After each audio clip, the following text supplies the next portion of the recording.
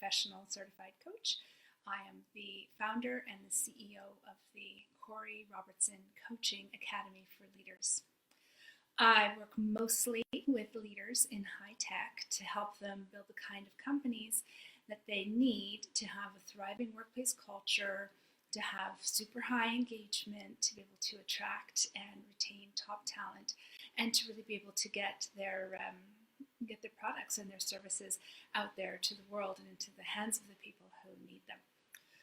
I have been blogging for a very long time, and recently I added lives as a way of bringing you the ideas that I think are important and the information that I think you and the world really needs right now.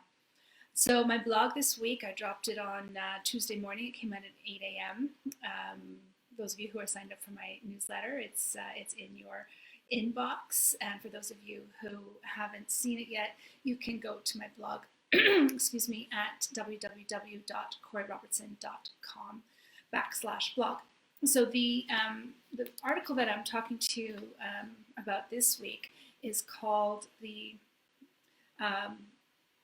post-COVID-19 world must now be based on the fact that for companies to thrive, people must thrive. And we're talking about basic human needs. We're talking about resilience, and we're talking about psychological safety. So yesterday I addressed the basic human needs and the psychological, the basic human needs and the resilience piece, which if you look at the recording from yesterday, you can see that it's about a 13-minute recording. Today, what I want to dive deeper into is the notion of psychological safety. So I was saying yesterday, for human beings to be able to thrive in the workforce, the 5 basic human needs on the Maslow's hierarchy of needs has to be present. I also said that people need to be resilient. They need to have grit, which means when things go wrong, they're able to pick themselves up, dust themselves off, and go back to work, maybe a little bit stronger, a little bit tougher. For employees to be able to be resilient and be gritty, the employer, the leader, has to provide a context of psychological safety. So psychological safety means that people feel safe to be able to speak their minds. They feel safe to be able to bring a mistake to the table. They feel safe to express a concern. Maybe another colleague or maybe somebody higher up in the hierarchy than them is making decisions that they're concerned about. So they have to be able to speak up without the fear of having their heads bitten off if they stick their necks out. I'm sure we have all had those experiences where we share an idea and it's ridiculed, or we express a concern, or we express ourselves, how we think things may have been better or what we would have preferred, and the person we're talking to is extremely oversensitive and maybe makes you pay a really big price for what you had to say. Those folks, when they do not have a sense of psychological safety, they're going to cover up their mistakes, they're not going to share their great ideas, and they're going to cover up for others. So when we think maybe back in history a little bit, where else would this have happened? Like, for example, Enron, we know that things were covered up there.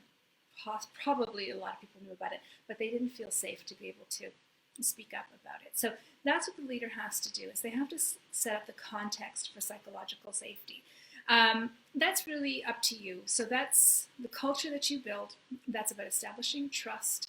That's about using your emotional intelligence as a cultural context. That's about teaching people how to give constructive feedback, but also how to receive it.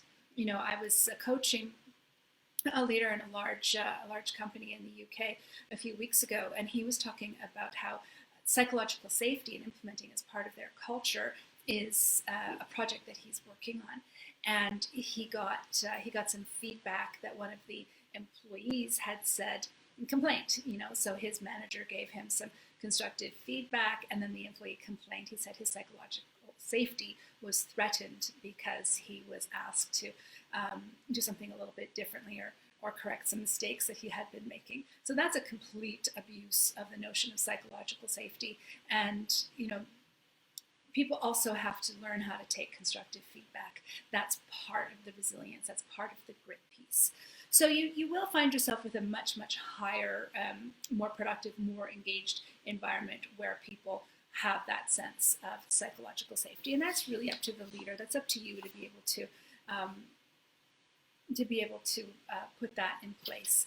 I finished yesterday's live with a bit of a retrospective into history. I see Jen is here. Hi, Jen. Thanks for being here. See if you remember this. If you weren't listening yesterday, then maybe you'll recognize this. This is very timely. It's very interesting.